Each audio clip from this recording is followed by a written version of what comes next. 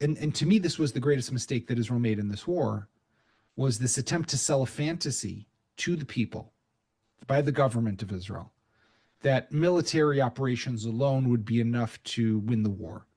From the beginning, it was obvious. And, there's Clausewitz and there's so many other military theorists, and we don't have to go back to, hundreds of years, but that military action is politics by other means. But then, in other words, you need a political process at the end here.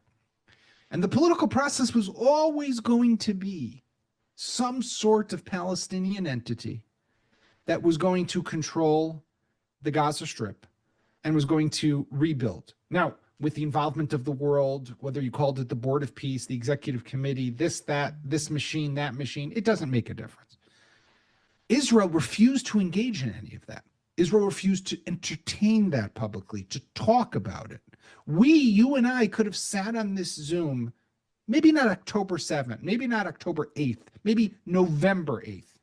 And we could have said pretty much what the contours and the outlines would be of what this resolution would look like.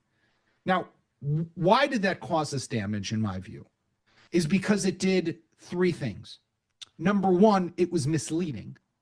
Number two, it created an expectation that was never going to be met. So when you sold the public, you being Netanyahu, sold the public on this idea, what he called in Hebrew, nitzachon muchlat, or total victory, it was never going to be possible. But people who I see on the streets genuinely believed that it was possible to reach the total victory. And now they're looking and they're broken. How did this happen? Well, what do you mean, how did this happen? It was always going to happen. But number three, and this is so those two maybe I could forgive. But number three is that we wasted time. And within these 2 years, we being the world, could have worked to create the infrastructure needed, to facilitate the new entity, to train the forces that would need to come in. In other words, we could have used this time to work towards that goal. And why did this not happen alone? And you know the answer just as well as I do. This did not happen because of purely domestic Israeli politics.